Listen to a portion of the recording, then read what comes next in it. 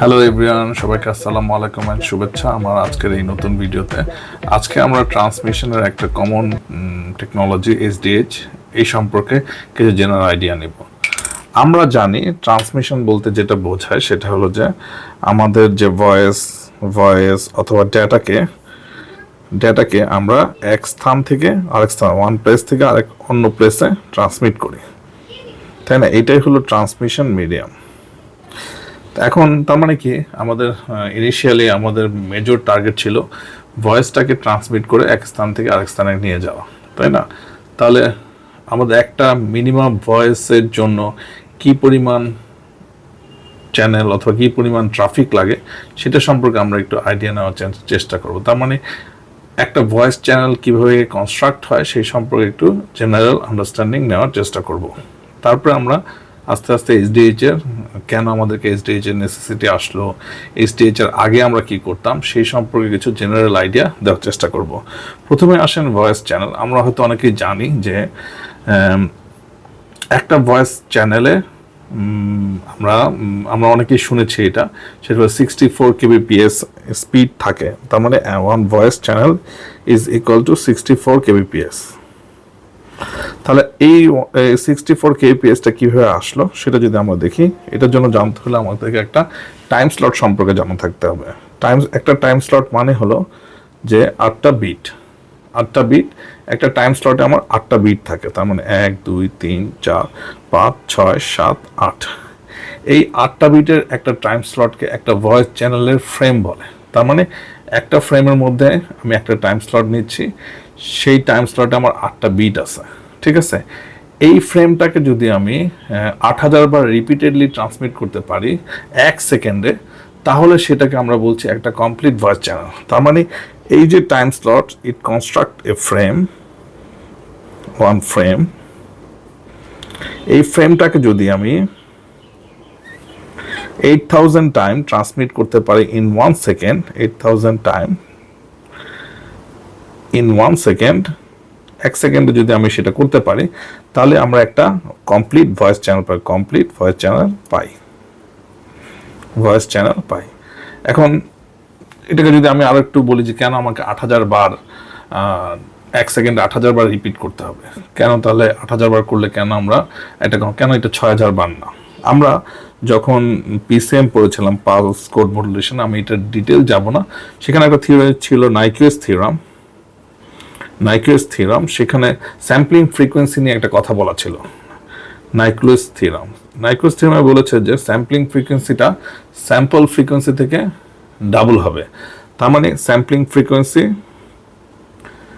Frequency আমি যদি F দিয়ে নোট করি, sampling frequency is equal to 2 Times of sample frequency. এখন আমাদের ভয়েস চ্যানেলের ক্ষেত্রে স্যাম্পল ফ্রিকোয়েন্সি কি? ভয়েস চ্যানেলের ক্ষেত্রে স্যাম্পল ফ্রিকোয়েন্সি হলো আমাদের ভয়েসটা। আমরা জানি যে আমাদের ভয়েসের সর্বোচ্চ ফ্রিকোয়েন্সি হলো 3.4 কিলো হার্টজ। এটাকে আমরা ইকুইভ্যালেন্ট করছি 4 কিলো হার্টজ দিয়ে। 4 কিলো হার্টজ মানে হলো, যদি আমরা সংখ্যায় লিখি তাহলে এটা হলো 4000, রাইট? 4000 হার্টজ। যদি এটাকে আমরা ডাবল করি তাহলে এটা হয়ে যাচ্ছে 8000 হার্টজ। এখন ফ্রিকোয়েন্সি মানে কি? আমি 1 সেকেন্ডে এতবার এটাকে রিপিট করছি। তার মানে এই যে 8000, এই কনসেপ্ট যে 8000, সেই 8000টা আসছে আসলে আমার এই নাইকুয়েস থিওরাম থেকে। আমার যে স্যাম্পল সাইজ আমাদের ভয়েস ফ্রিকোয়েন্সির, সেইটার একটা স্যাম্পল নিয়ে আমরা আসলে এই 8000-এর কনসেপ্টে এসেছি। তার মানে কি, তাহলে আমরা যদি একটা ভয়েস চ্যানেলকে কমপ্লিটলি চিন্তা করি তাহলে কি দাঁড়াচ্ছে? আমি কেন এটা বললাম মনে রাখবেন, এই 8000টা একটা ইজ আ নাম্বার, যেটা আপনার যে কোনো ফ্রেম স্ট্রাকচারের ক্ষেত্রেই ইউজ করা হয়। এটা যদি আপনি এসডিএইচ পড়েন তাহলে এসডিএইচ এর ক্ষেত্রে 8000 টাইমস রিপিটেড হতে হয়। আবার ডিডব্লিউডিএম এর ক্ষেত্রেও তার যে স্ট্যান্ডার্ড ফ্রেম স্ট্রাকচার আছে তার সাথে এটা 8000 টাইম রিপিটেড হয়। তার মানে এটা একটা কমন নাম্বারস। তাহলে এখন আমরা যদি খুব মানে ইন এ নাটশেল আমরা যদি এখন জানতে চাই একটা ভয়েস চ্যানেল স্পিড কত, তাহলে একটা ভয়েস চ্যানেলে আমরা কি থাকে, একটা টাইম স্লট থাকে তার পার ফ্রেমে, তাই না? আর একটা টাইম স্লটে কয়টা বিট থাকে? 8 বিট থাকে পার টাইম স্লটে। তাহলে এখানে into time slot per frame. আর আমি কি করব, আমি এই ফ্রেমটাকে 8000 বার ট্রান্সমিট করব 1 সেকেন্ডে। তাহলে আমাকে এখানে টাইম স্লট কাটা চলে যাচ্ছে 8 bit into 8000 frame per second into per frame, না এখানে পার ফ্রেম আছে ফ্রেম, তাহলে এই ফ্রেমটা কাটা চলে যাচ্ছে, তার আমার থাকছে হলো 64,000 kbps। ওকে, না সরি এখানে কে হবে না, এখানে শুধু বিট পার সেকেন্ড হবে। আমি যদি এটাকে kbps নিই তাহলে 64 kbps। তাহলে এটা খুব সহজে আপনারা বুঝতে পারলেন যে একটা ভয়েস চ্যানেলে কিভাবে আমরা 64 kbps পাই। নাও আমরা যদি এখন এভাবে চিন্তা করি, ঠিক আছে আমরা এটা পাইলাম, কিন্তু আমরা তো নর্মালি ট্রান্সমিশনের ক্ষেত্রে শুধু একটা ভয়েস চ্যানেলকে রিপিটেডলি পাঠাই না, অনেকগুলো ভয়েস চ্যানেলকে আমরা পাঠাতে হয়। একটা ভয়েস চ্যানেল দিয়ে আমাদের ট্রান্সমিশনের যে রিকোয়ারমেন্ট, সেই রিকোয়ারমেন্টকে বা আমাদের ইন্ডাস্ট্রির যে রিকোয়ারমেন্ট সেই সময় ছিল, অনেক আগের কথাই বলছি, সেই সময় এই রিকোয়ারমেন্টটা ফুলফিল করে না। তার মানে কি আমার আর একটা বড় ফ্রেম স্ট্রাকচার দরকার, ঠিক আছে। সেই জন্য নর্থ আমেরিকান এবং ইউরোপিয়ানরা ডিফারেন্ট ফ্রেম স্ট্রাকচার ইউজ করে, কিন্তু সেটা হলেও তাদের মধ্যে একটা রিলেশনশিপ থাকে। আমরা খুব জানি সেটা হলো পপুলার, আমরা যেটা ইউজ করি খুবই কমনলি সেটা হলো E1, আমরা ইউজ করি E1-কে। এখন E1-এর ক্ষেত্রে কিভাবে এটা ক্যালকুলেট করতে পারি? বেসিক্যালি E1-এ আমাদের 32টা ভয়েস চ্যানেল থাকে। E1-এ আমাদের 32টা ভয়েস চ্যানেল থাকে, 32টা ভয়েস চ্যানেল। যদি আমি 32কে এখানে 64 kbps দিয়ে গুণ করি তাহলে আমরা যেটা পাবো সেটা হলো 2.048 mbps পাবো। আপনি যদি এটাকে সহজভাবে করতে চান, যেহেতু আমি বলেছি এখানে 32টা থাকে, ক্যালকুলেশনটা যদি আমার ওই ফ্রেম স্ট্রাকচার দিয়ে করতে চান তাহলে আপনি দেখবেন যে এখানে 8000 বার আমি ফ্রেমটাকে ট্রান্সমিট করতে হয়, এই ফ্রেমটা একটু বড় হয়। যেহেতু এটা আমি যদি একটু করে দেখাই তাহলে 32টা টাইম স্লট, 1 টাইম স্লট, এভাবে সে 32টা টাইম স্লটে থাকে। তাহলে 1E1 is equal to 32 time slot per frame, একটা time slot 8 bit per time slot, 8000 frame per second. এটা যদি আমরা করি তাহলে আমরা খুব সহজেই দেখতে পারবো যে এটা আসলে আমাদের 2.048-কে মিট করে mbps। ওকে, পাশাপাশি আমরা আরেকটা স্ট্রাকচারের কথা শিখেছিলাম, সেটা হলো T1। T1-এর ক্ষেত্রে এটা আসলে 24 ভয়েস চ্যানেল ইউজ করে। এটাও যদি আমরা একইভাবে ক্যালকুলেট করি, আমরা আসলে T1-এর ক্ষেত্রে স্পিডটা পাই অ্যারাউন্ড 1.544 mbps।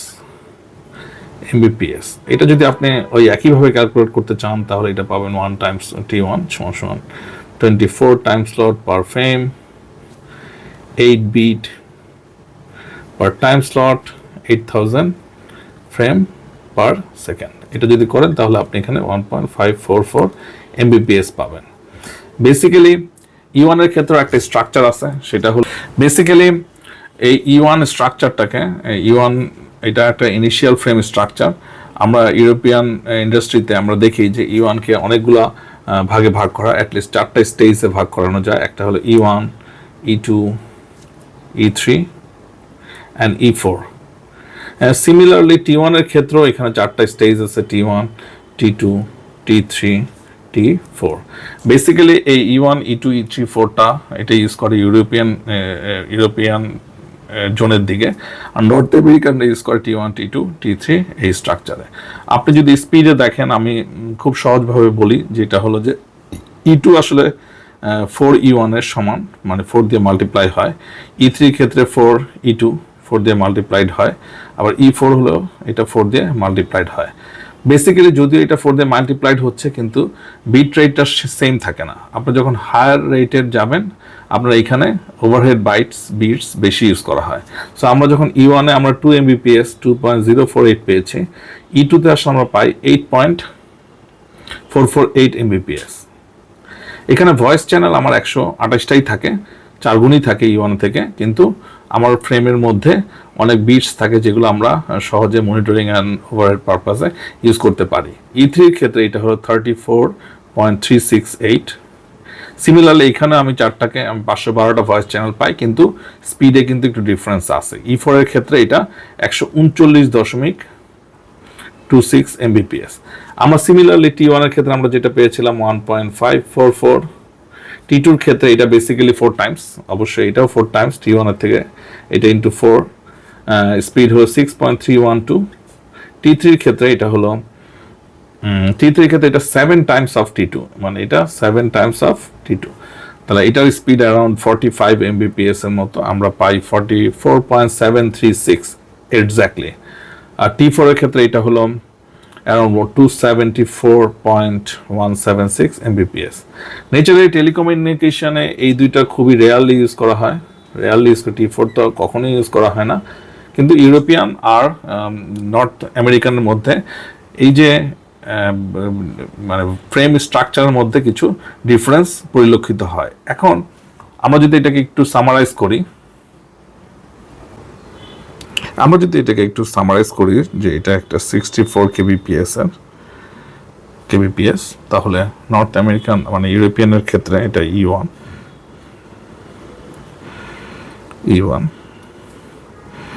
তারপর E2,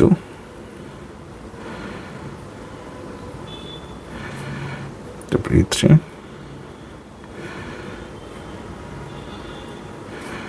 তারপরে E4। বেসিক্যালি এখান থেকে এখানে আসতে আমাদের 32 টাইম স্লট, মানে মাল্টিপ্লাইড বাই 32, এখানে আসতে মাল্টিপ্লাইড বাই 4, এখানে আসতে মাল্টিপ্লাইড বাই 4, এখানে আসতে মাল্টিপ্লাইড বাই, তার মানে E1 থেকে E4 পর্যন্ত আমার ফ্রেম স্ট্রাকচারটা কিন্তু মোটামুটি সিনক্রোনাস। যদি আমি T1 এর ক্ষেত্রে যাই, T1, T2,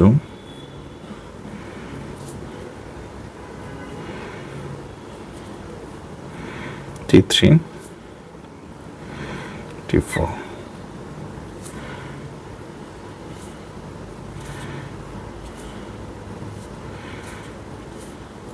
এটা নর্থ আমেরিকানরা ইউজ করেন, নর্থ আমেরিকা, আর এটা ইউরোপিয়ানরা বেশি ইউজ করেন, বেশি ইউজ করতে দেখা যায়। আচ্ছা, এটার ক্ষেত্রে আমি T1 4, কিন্তু এখানে এসে সেটা আবার 7, এখানে এসে 6 মাল্টিপ্লিকেশন, কিন্তু আপনি রেটের ক্ষেত্রেও দেখবেন যে রেটটা আসলে সেভাবে সিনক্রোনাস হচ্ছে না।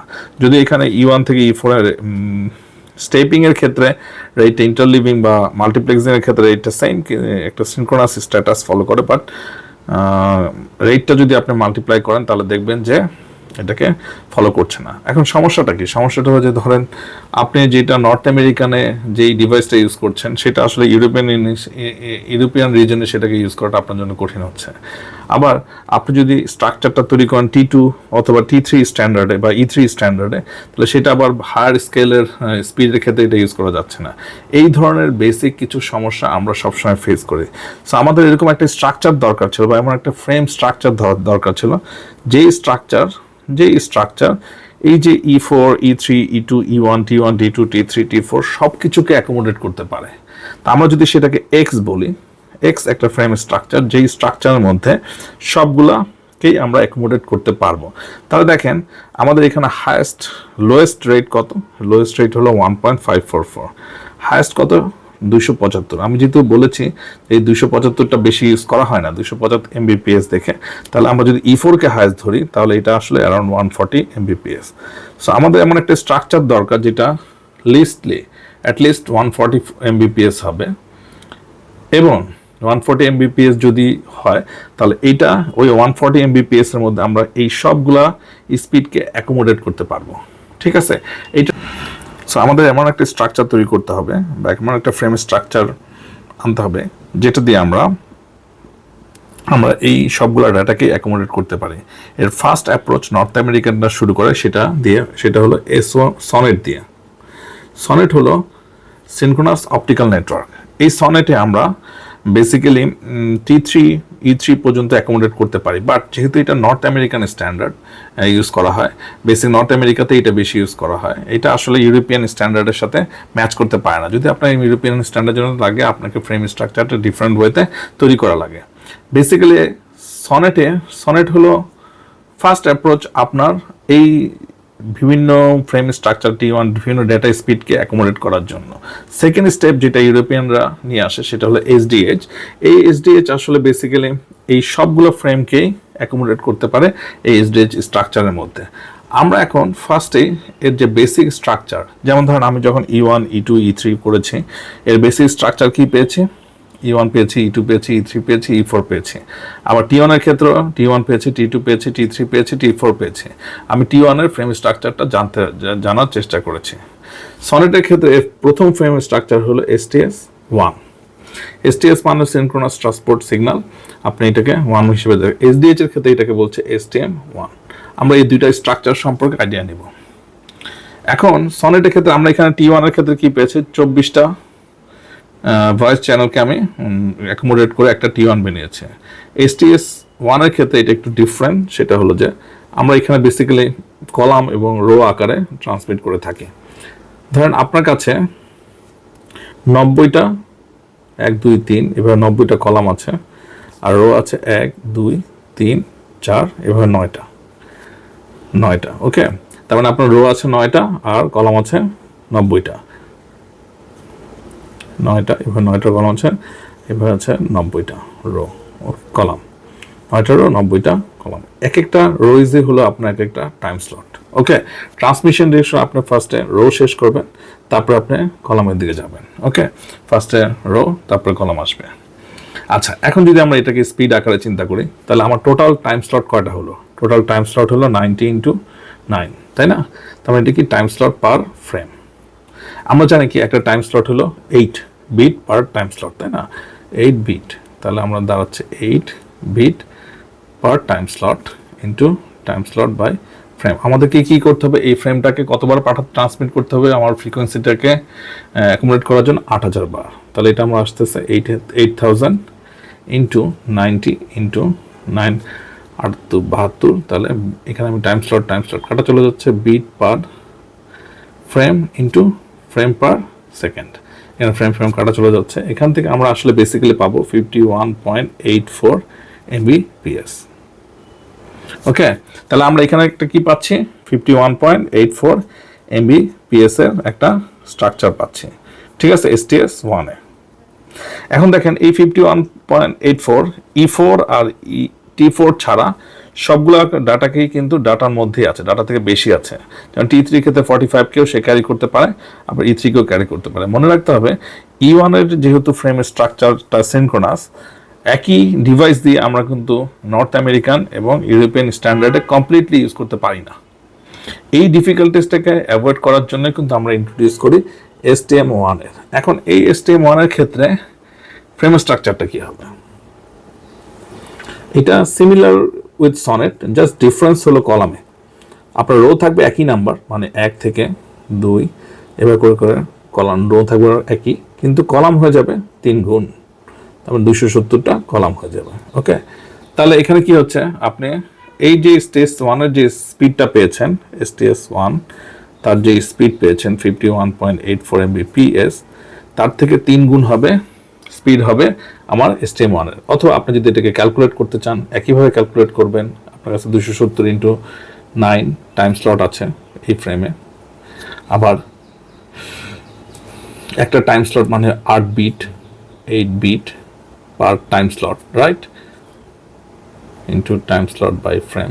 তাই টাইম স্লট কাটা যাচ্ছে, আমাকে 8000 বার করতে হবে, 9 × 8 × 8000, রাইট। তাহলে আসতেছে bit per frame into frame per second. সেখানেও ফ্রেম কাটা চলে যাচ্ছে। এখান থেকে আমি আসলে পাবো 155.52 Mbps। এটা দেখেন, এইবার যদি আমি এখানে একটা চিন্তা করি STM1, এটা হলো 155.52 Mbps। তাহলে দেখেন ও আসলে বেসিক্যালি T4 ছাড়া, যেটা আমি বলেছিলাম যে SDH এবং সনেট স্ট্রাকচারে T4টাকে ইউজ করা হয় না, বাকি যে T4 ছাড়া সে সবগুলো ট্রাফিককে ইকোমোডেট করতে পারে। ঠিক আছে, আমি একটা মজার কথা এখানে বলেছি, সেটা হলো যে STS1 এর ক্ষেত্রে যে E1 এবং E3 E2 E3 অথবা T1 T2 T3-কে একসাথে ইউজ করা যায় এরকম কোনো মেকানিজম থাকলেও সেটা আলাদা ডিভাইস ইউজ করে করতে হয়। কিন্তু SDH এর ক্ষেত্রে এই ধরনের কোনো বাধা বিঘ্নতা নাই। তার মানে কি, STM1 হলো এমন একটা স্ট্রাকচার, যে স্ট্রাকচারে আপনি সবগুলো স্পিডকেই যে কোনো সময় ইউজ করতে পারেন উইদাউট চেঞ্জিং এনি ডিভাইস।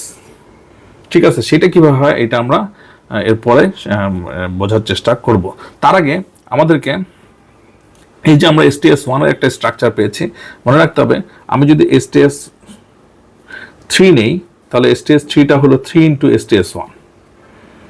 তার মানে এইটার স্পিড এই যে এটা আসবে, কারণ আমি যদি 3 টাইমস করি 51.84, তাহলে এটা পাবো হলো 155.52 Mbps। এটার speed is equal to STM1। আবার STM64 যদি আমি নিতে চাই, এটা হবে 64 ইন্টু STM1। বুঝে গেছে? এখন আমরা বোঝার চেষ্টা করব কিভাবে আমরা একটা STM1 স্ট্রাকচারে আমাদের এই যে E1 E2 E3 এই মাল্টিপ্লেক্সিং এই যে কোনো ফ্রেম স্ট্রাকচারকে বা যে কোনো ইউনিটকে আমরা STM1 এর ফ্রেমের মধ্যে মাল্টিপ্লেক্স করতে পারি, সেই স্ট্রাকচার সম্পর্কে আইডিয়া নেওয়ার চেষ্টা করব। দেখেন এখানে আমরা একটা কিছু স্টেজে এখানে ভাগ করেছে। একটা হলো কন্টেইনার গ্রুপ, আমরা এটাকে বলছি কন্টেইনার স্টেজ। এটা ভার্চুয়াল কন্টেইনার এখানেও আছে ভার্চুয়াল কন্টেইনার। তারপর এটা হলো ট্রিবিউটারি ইউনিট গ্রুপ, এটা অ্যাডমিনিস্ট্রেটিভ ইউনিট গ্রুপ, এটা হলো টাগ গ্রুপ TUG, আর এটা হলো AUG। আমরা একটু এক্সপ্লেন করার চেষ্টা করি। আমি যদি আমাদের একটা স্পিড নিয়েছি হিসেব করি যে তাহলে কীভাবে হচ্ছে। এখানে আসলে বেসিক্যালি আপনি যখন কন্টেইনার থেকে VC12 মানে এখানে দেখছেন যে এটা আমরা আসলে 3টা জায়গাতে কাজ করি। একটা হলো ম্যাপিং, অ্যালাইনমেন্ট, মাল্টিপ্লেক্সিং। ম্যাপিংটা কি? ম্যাপিংটা হলো যে আপনার যে স্পিডটা আপনি পেয়েছেন, রিকোয়ারমেন্ট আছে, সেই স্পিডটাকে যদি কোনো কারণে এর মধ্যে প্রপার সব ধরনের ডেটা না থাকে, আমরা এটাকে স্টাফিং করে আমরা ওইটাকে ওই রিকোয়ার্ড স্পিডে নেওয়ার চেষ্টা করি। আমরা যদি E1টাকে বা আমাদের যেটা নর্মাল E1টাকে নিয়ে আসি, এটা আসলে কন্টেইনার 12-এর জন্য ইউজ করা হয়। এই কন্টেইনার 12-এর জন্য আমরা যদি এইটাকে ধরি, এইখানে বেসিক্যালি E1 ইনপুট হয়েছে, কন্টেইনার যে সে আসলে স্টাফ করে তারপরে এটা ভার্চুয়াল কন্টেইনারে অ্যালাইন করে। আমরা এটা হলো একটা অ্যালাইনমেন্ট প্রক্রিয়া, বা এটাকে অ্যালাইনমেন্ট না, এটা আসলে ম্যাপিং করে। অ্যালাইনমেন্ট হয় তারপরের স্টেজে, তার মানে এই যে TU12-এর স্টেজে, এটাকে আমরা বলছি অ্যালাইনমেন্ট। তার মানে আমার একটা E1 ঢুকছে কন্টেইনার থেকে। কন্টেইনার হলো যে তার জন্য, যেমন ধরেন আপনি মালামাল যখন এক জায়গা থেকে পাঠান, আপনাকে তো নেমিং কনভেনশন ফলো করতে হয়। আপনি একটা E1 কোনো এক জায়গা থেকে দিয়েছেন, সেই E1-এর নাম নেসেসারি স্টাফিং করে রিকোয়ার্ড স্পিডে নিয়ে এসে ভার্চুয়াল কন্টেইনার থাকে। তার মানে এর মধ্যে কিছু ওভারহেড বাইট যোগ হতে পারে, অ্যাটলিস্ট নেমিং কনভেনশন তো যোগ হবেই আনটিল TU12 পর্যন্ত। এটাকে আমরা বলছি ম্যাপিং আর অ্যালাইনমেন্ট। এখন TU12-এর পরে ও যখন টাগ গ্রুপে আসে, এখানে সে আসলে মাল্টিপ্লেক্সিং হয়। এখানে মাল্টিপ্লেক্সিং হয় 3 টাইমস। তার মানে 3টা TU12 নিয়ে TU এটাকে আমরা বলছি tributary unit group, virtual container tributary unit. আর ট্রিবিউটারি ইউনিট গ্রুপ মানে হলো অনেকগুলো TU নিয়ে একটা ট্রিবিউটারি ইউনিট হয়। তার মানে এই TU গ্রুপ 2টা আসলে 3টা TU12 নিয়ে হয়েছে, ঠিক আছে? এখন এই TU গ্রুপ 2 আপনি যদি TU গ্রুপ 3-তে নিতে চান, এখানে সে আবার মাল্টিপ্লেক্সিং করে। তাহলে আমরা এটাকে মাল্টিপ্লেক্স করছি হলো 0.7 দিয়ে। এখন তাহলে এখানে একটা TU গ্রুপ 3-তে কয়টা আমার আছে, E1 আছে। এখানে 3টা ছিল, এখানে 7টা ছিল, 3 সাথে 21টা, রাইট? এই 21টা TU গ্রুপ 3 আবার VC4-এ যাওয়ার সময় আবার 3বার মাল্টিপ্লেক্সিং করে।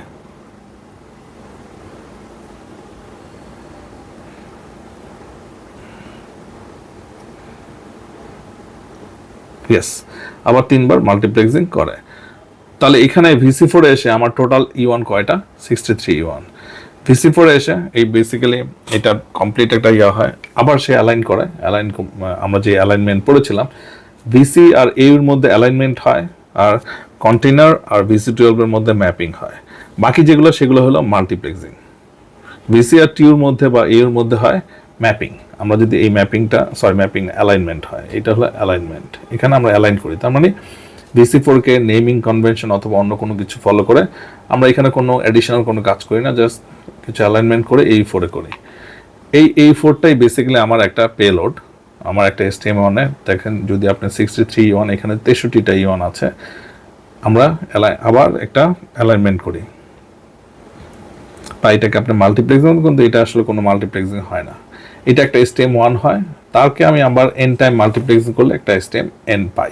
তাহলে এখানে কি দেখাচ্ছে? এখানে আমার একটা E1-কে আমি কীভাবে স্টেপ বাই স্টেপ নিয়ে একটা STM1 এর স্ট্রাকচারে ইনপুট করছি সেটা সম্পর্কে আইডিয়া পেলাম। তার মানে একটা STM1 একটা AU গ্রুপ থাকে।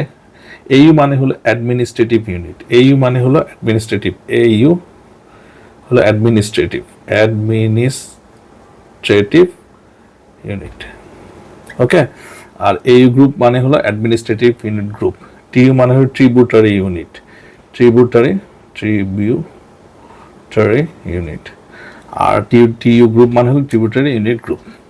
তাহলে একটা STM1 এ একটা AU4 থাকে, একটা VC4 থাকতে পারে, তিনটা টাগ 3 থাকে, TU গ্রুপ 3 তিনটা থাকে, যেহেতু 7টা TU গ্রুপ 2 থাকে, আবার প্রতিটা TU গ্রুপ 2 তে 3টা TU 12 থাকে। তার মানে আমরা একটা STM1 এ 63টা U1 কে ক্যারি করতে পারি। এখন আমরা যদি এইটাকে C11টা হলো T1 এর জন্য, C11টা হলো T1 এর জন্য, ওকে। তাহলে এখানে আমরা কি করছি, এখানে আমরা ম্যাপিং করছি। তার মানে আমাদের জাস্ট আমার ডেটাটাকে সিনক্রোনাইজ করছে যে 1.54 Mbps, কোনো কারণে যে ডেটা কম বেশি থাকে সেটাকে আমি সিনক্রোনাইজ করার চেষ্টা করছি ম্যাপিংয়ের মাধ্যমে। তারপর আমি অ্যালাইন করছি এই স্টেজে এসে। অ্যালাইনমেন্ট আমরা কি করছি, আমরা নেমিং, তাকে ট্যাগিং দিচ্ছি, আইডেন্টিফাই করার জন্য ট্যাগিং দিচ্ছি। তারপরে আমি আসলে সিমিলার ওয়েতেই আমরা বেসিক্যালি এটা TU11 পেয়েছি, এটাকে আমরা 4 টাইমস দিয়ে গুণ করছি। এখানে মাল্টিপ্লেক্স হবে 4 টাইমস, ওকে, 4 টাইমস। তারপরে বাকি যে স্টেজ আছে সেটা তো সেম। তাহলে এই TU গ্রুপ 2-তে 3টা E1 থাকতে পারে অথবা 4টা T1 থাকতে পারে, ওকে। আমরা আরেকটা জিনিস যদি এখানে দেখি, TU গ্রুপ 2-তে আমরা কিন্তু VC3 এই গ্রুপটা ইউজ করিনি, আমরা এই লাইন দিয়ে গিয়েছি। যদি আমি সেটা করতে চাই তাহলে সেটা আমরা করতে পারবো, তখনও সেই ক্ষেত্রে এইটার দেখেন 7টা, এখানে 7টা দিয়ে গুণ হবে। তার মানে একটা VC3-তে আমার 7 × 3 21টা E1 থাকে। এখানে আবার সে ম্যাপ অ্যালাইন করবে, কারণ কি VC আর এর মধ্যে যখন হবে অথবা TUর মধ্যে যখন হবে সেটাকে আমরা বলছি অ্যালাইনমেন্ট, ওকে। এইটা আবার 3 টাইমস মাল্টিপ্লেক্স হয়ে যাবে এই গ্রুপে, 3 টাইমস মাল্টিপ্লেক্স হয়ে যাবে এই গ্রুপে, ঠিক আছে, AU3। তাহলে দেখেন 3 × 7 = 21, যেখান দিয়ে যাক না কেন E1 কিন্তু আমার সিমিলারই থাকছে। এখান দিয়ে গেলেও আমার E1 63টা হবে, এখান দিয়ে গেলেও আমার E1 63টা হবে। কিন্তু আবার এখান দিয়ে যদি যাই তাহলে T1 হবে আমার 3 × 7 = 21, 21 × 4 = 84টা। তার মানে একটা STM1 84টা T1 কে ক্যারি করতে পারে। সিমিলারলি C2-র ক্ষেত্রে আমরা 63 মানে T2টাকে ইনপুট দিতে পারি। এটা আবার সেই একই ম্যাপিং হবে, অ্যালাইনমেন্ট হবে। অ্যালাইনমেন্ট হওয়ার পরে সে এখানে দেখেন, এখানে কিন্তু কোনো মাল্টিপ্লেক্সিং হবে না, ঠিক আছে, এখানে কোনো মাল্টিপ্লেক্সিং হবে না। এটা সে 1:2 করে বাকি যেটা আছে সেটা সিমিলার ওয়েতেই চলে যাবে। C3-র ক্ষেত্রে এটা বেসিক্যালি যেহেতু C3 মানে হলো আমরা এটাকে দুইটাকেই কন্টেনার হিসেবে ইউজ করতে পারি, E3 অথবা T3-র জন্য। এই C3টা সরাসরি চলে যাবে VC3-তে, ম্যাপিং অ্যালাইনমেন্ট হবে না, ম্যাপিং হবে, যেহেতু VC আর সিটা হলো ম্যাপিং এর জন্য, ওকে। এটা সেম থাকবে। তার মানে 3টা VC3 দিয়ে আমি একটা তিনটা C3-কে ক্যারি করতে পারবো একটা STM-কে দিয়ে। আমরা যদি C4-এর ক্ষেত্রে এটাকে আমরা জাস্ট ম্যাপিং করে দিই VC4-এর সাথে, C4টাকে T4-এর জন্য, T4-এর জন্য বা T4 না, সরি, E4-এর জন্য, কারণ T4 তো আমরা SDH ইউজ করতে পারি না। এটা হলো E4-এর জন্য, যেটা হলো 139 Mbps, ওকে। C3-ও আমরা এই রুট দিয়েও যেতে পারি, এই রুট দিয়েও আমরা যেতে পারি। তখন আমরা এইটাকে মাল্টিপ্লেক্স করবো। এখন দেখেন আমি এই যে একটা স্ট্রাকচার বেরোলাম, আলটিমেটলি আমার যে ফ্রেমিং স্ট্রাকচারটা আছে এখানে যে কোনো ট্রাফিককেই আমরা আমাদের STM1 এর স্ট্রাকচারে নিয়ে যেতে পারি। আমার ইনপুটে যদি E3 হয় তাহলে সে 2টা চ্যানেল থাকে। আপনি যদি এদিক দিয়ে যেতে চান টাক 3 ইউজ করে এটাও ইউজ করতে পারেন, আবার যদি এদিক দিয়ে ইউজ করেন তাহলে এটা আপনার ফ্রেম স্ট্রাকচার, আপনার ডিজাইনের উপর। মনে রাখবেন যদি কোনো কারণে আপনি এই রুটটাকে ইউজ করেন তাহলে কিন্তু আপনার VC4 ইউজ করার কোনো সুযোগ নাই। দেখেন আপনি যদি এই রুটটাকে ইউজ করতে চান কোনো কারণে, তাহলে আপনি কি আর এই রুটটা ইউজ করতে পারবেন, কারণ আপনার কাছে এই স্ট্রাকচার নাই। কিন্তু যদি আপনি এটাই ইউজ করেন, আবার যদি আপনি এটা ইউজ করেন তাহলে আপনার কাছে কিন্তু VC3 ইউজ করার অপশন নেই, কিন্তু আপনি এটা অন্যভাবে ইউজ করতে পারবেন। আমরা অন্যভাবে ইউজ করতে পারি আসলে বেসিক্যালি। এখন দেখেন এখানে যদি আমি খুব সহজভাবে চিন্তা করি তাহলে আমার কন্টেইনার থেকে যেগুলো সি আছে, সি থেকে VC তে যেতে আমরা করছি ম্যাপিং, VC থেকে TU অথবা VC থেকে AU তে যেতে আমরা করছি অ্যালাইনমেন্ট। আর বাকি সবগুলোর ক্ষেত্রে অল রেস্ট আমরা করছি মাল্টিপ্লেক্সিং। ওকে, খুব সহজভাবে যদি আপনি এটা চিন্তা করেন তাহলে এটা পেয়ে যাবেন। আর এটা হলো যে আমরা এই স্ট্রাকচারে আমি যে কোনো জায়গা থেকে আমি যে কোনো E1 অথবা E2 অথবা E3 অথবা T1 T2 আমি যেটাই নেই না কেন আমি STM1 এর স্ট্রাকচারে ফলো করতে পারি। আমাদেরকে শুধু এতটুকু মনে রাখতে হবে, আমরা যদি E1 ইউজ করি তাহলে আমাদের E1 এর ক্ষেত্রে আমরা আমাদের একটা STM1 এর 63টা E1 কে আমি ক্যারি করতে পারি। T1 এর ক্ষেত্রে আমরা 84টা T1 কে ক্যারি করতে পারি, 84টা আপনি যে রুট দিয়ে যান না কেন। C3 ক্ষেত্রে আমরা 3টা ইউজ করতে পারি, 3টা C3 ইউজ করতে পারি। আর E4 যদি আমি ইউজ করি তাহলে আমি অনলি 1 E4 ইউজ করতে পারবো। এই জেনারেল স্ট্রাকচারটা আপনি মনে রাখার চেষ্টা করবেন। এটা কিন্তু ITUT স্ট্যান্ডার্ড, আমরা এটাকে বলছি ITUT G.709। ওকে, এই হলো আমাদের স্টেজের মাল্টিপ্লেক্সিং স্ট্রাকচার, যার মাধ্যমে আমরা এনশিওর করছি যে আমার ইনপুটে যদি যে কোনো ধরনের স্পিডেরই ডাটা থাকুক না কেন, যে কোনো স্ট্রাকচারের ইউরোপিয়ান স্ট্যান্ডার্ড অথবা নর্থ আমেরিকান স্ট্যান্ডার্ড, আমরা এটাকে STM1 এ ক্যারি করতে পারবো। ঠিক আছে, এখন আমরা SDH এর ওভারহেড সম্পর্কে আইডিয়া নেব। SDH এর ওভারহেড আমরা যখন স্ট্রাকচার পড়েছি আমরা কি পড়েছি? আমরা পড়েছি যে এখানে কলাম আছে 1 2 3 4 থেকে 9 পর্যন্ত, আমার রো আছে, কলাম আছে 1 2 3 থেকে এভাবে করে করে 270টা পর্যন্ত কলাম আছে। যদি n স্ট্রাকচার হয় তাহলে আমার 9 পর্যন্ত আছে। ওকে, STM9 এর ক্ষেত্রে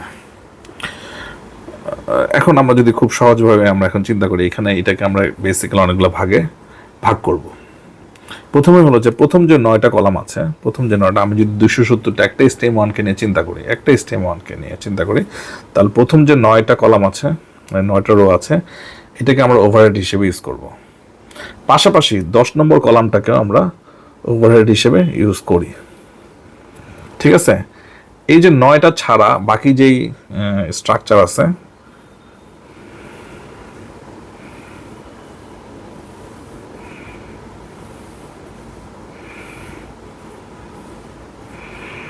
এটাকে আমরা বলছি পেলোড এরিয়া। তার মানে আমার যে এই যে আমি যে E1 বলছি, 63টা E1 বা 84টা T1, এগুলো আসলে ক্যারি করছে এই 10 নম্বর 9 নম্বরের পরে 10 নম্বর কলাম থেকে 270 পর্যন্ত কলামের পর্যন্ত, এই পর্যন্তই আমাকে এটা ক্যারি করানো হচ্ছে। ঠিক আছে, পাশাপাশি এটাকে আমরা বলছি পেলোড এরিয়া। এই যে বাকি যেটা সেটাকে আমরা বলছি ওভারহেড এরিয়া। তার মানে এই পুরোটা অংশকে আমরা বলছি ওভারহেড এরিয়া। আমরা যদি এভাবে জিগজ্যাগ করে দেখাই, এটাকে বলছি আমি ওভারহেড এরিয়া। ওকে, পেলোড আর ওভারহেড এরিয়া। এখন যদি এটা STM2 হয়, 3 হয়, n হয়, তাহলে এটা হয়ে যাবে 9 × n, এটা হয়ে যাবে বাকিটা 261 × n। ঠিক আছে, ওকে। নাও এই ওভারহেডকে আমরা আবার ভাগ করি। ভাগটা কিভাবে করি সেটা হলো দুইটা ভাগে ভাগ করা যায়। একটা হলো মাল্টিপ্লেক্স সেকশন ওভারহেড, আর একটা হলো রিজেনারেটিভ সেকশন ওভারহেড। দুইটা, একটা হলো multiplex section overhead MSOH, multiplex section overhead, আর একটা হলো রিজেনারেটর সেকশন ওভারহেড। ওকে, এই মাল্টিপ্লেক্স সেকশন ওভারহেডটা আসলে লো অরবিট মানে STM1 পর্যন্ত কাজ করে, STM1। ওকে, আর রিজেনারেটিভটা হলো STM1 2 3 এভাবে যখন প্যাকেটটাকে STM1 করে ফেলেছি তারপরে নিয়ে কাজ করে। ঠিক আছে, STM1 or above। ওকে, নাও আমরা যদি এটাকে STM1 এর একটা n এর একটা স্ট্রাকচার চিন্তা করি, তাহলে আমরা যদি ওভারহেডের কথা চিন্তা করি তাহলে এইভাবে যদি করি 1 থেকে 9, এটা হলো 9 × n, এটা হলো 261 ইন্টু এন, ঠিক আছে। এটা হলো এখানে বেসিক্যালি 1 ইন্টু এন, মানে প্রথম যে 1 ইন্টু এন, আমি এভাবে ধরে দেখাই 1 ইন্টু এন, ওকে, STM1 এর জন্য হয়। এটাকে আমরা বলছি পাথ ওভারহেড, ওকে, পাথ ওভারহেড, পাথ ওভারহেড। আচ্ছা, এই যে এখানে যে 4 নম্বর যে রোটা আছে, 4 নম্বর যে রো, এটাকে আমি বলছি পয়েন্টার, AU পয়েন্টার, ওকে। বেসিক্যালি এটার মানে হলো যে আমি যখন পেলোডে থাকবো তখন আমি পাথ ওভারহেডকে ইউজ করব। আমি যখন পাথ ওভারহেড কমপ্লিট হয়ে যায়, একটা STM স্ট্রাকচার হয়ে যাবে, তখন আমি একটা AU পয়েন্টার হিসেবে ইউজ করব, ঠিক আছে। আর এর যে যখন এটা STM1 থাকবে তখন সে পাথ ওভারহেড থাকবে, যখন সেটা STM-N যাবে তখন সেটা হয়ে যাবে মাল্টিপ্লেক্স সেকশন ওভারহেডের কাজ করবে।